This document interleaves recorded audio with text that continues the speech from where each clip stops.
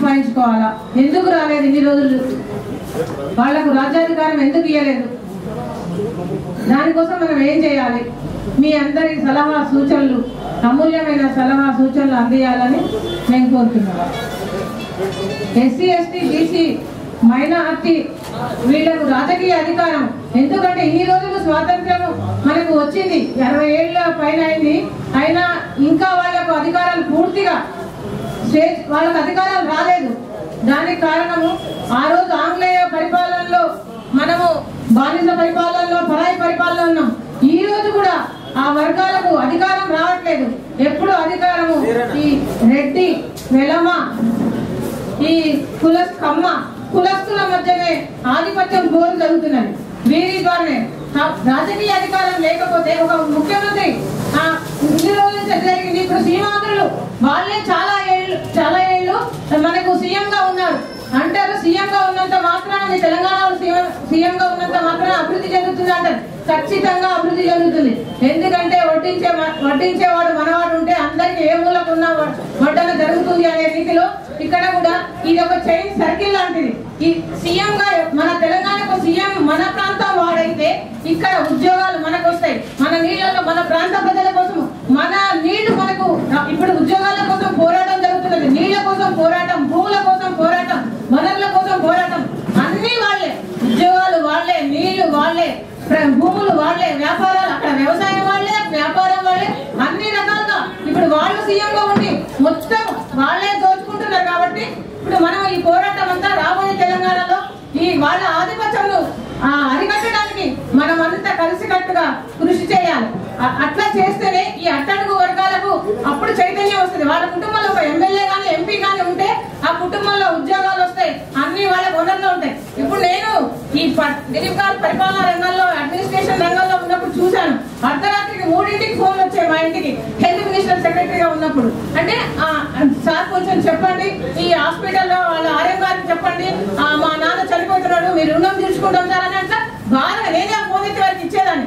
అంటే బాధ అనిపించేది అనమాట. అంటే పొలిటికల్ పవర్ లేకపోతే ఆ మనిషి ఏమైపోతాడు? అంటే హెల్త్ ఎవరు హాస్పిటల్ ఎవరు పట్టించుకోరు, డాక్టర్లు పట్టించుకోరు, ఎవరు పట్టించుకోరు. ఆ పేషెంట్ డబ్బులు అక్కడ పెడితేనే ఆ పేషెంట్ చూస్తారు. అందుకోసం పొలిటికల్ పవర్ అనేది చాలా ఇంపార్టెంట్. ఏ రంగంలో చూసినా ట్రాన్స్ఫర్లు కానీ, ప్రమోషన్లు కానీ, ఏ రంగంలో. ఎందుకంటే నాకు ఎల్కేజీ సీట్ దగ్గర నుంచి చూస్తే పోస్ట్ మార్టం దాకా ఈ రాజకీయ పైరవీలు నడుస్తున్నాయి.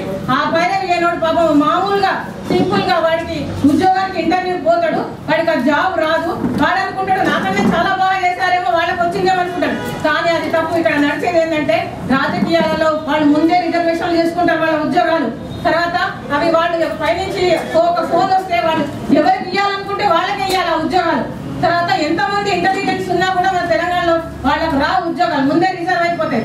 ఈ రకంగా పెత్తనం రాజకీయ అధికారం వాళ్ళ చేతిలో ఉంది కాబట్టి అన్నిట్లో మనకు అన్యాయం జరుగుతూనే ఉంది ఈ రాజకీయ రంగంలో. కాబట్టి రాజకీయాల అధికారం కోసం మనం అందరం పాటుపడాలి. టికెట్లు చూడండి, టికెట్ వచ్చినప్పుడు చూస్తే ఒక 80%, 90% మొత్తం రెడ్డి కులస్తులకే. నాకు ఆ పేర్లను చూస్తే జాలనిపిస్తుంది. ఏంటి వేరే కులాలు లేవా, అన్ని వీళ్ళకే.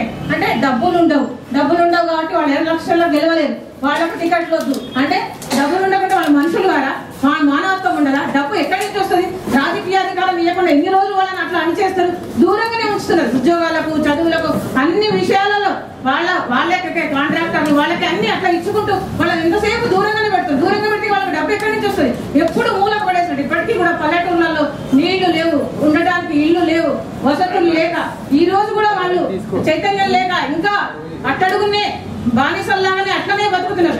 వ్యవసాయం, మన దగ్గర వ్యవసాయం ఆధారపడితే వ్యవసాయాన్ని కూడా ప్రభుత్వం నిర్లక్ష్యం చేస్తుంది.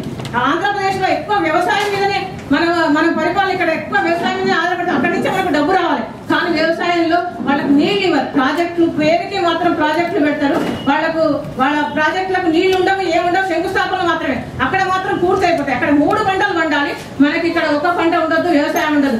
వ్యవసాయం ఉన్న వాడికి కరెంట్ ఇవ్వద్దు. కరెంట్ ఇస్తే వాడు పంట పండించుకుంటాడు. ఈ కార్పొరేట్ విత్తనాలు, ఎరువులు ఇలాంటివన్నీ వాడికి కొనలేక, పురుగుల మందులు ఇవన్నీ కొనలేక, వాడికి నీరు లేక, కరెంటు లేక, ఆ అప్పులు చేసి తీర్చుకోలేక ఆత్మహత్యలకు పాలైపోతున్నాడు. ఇక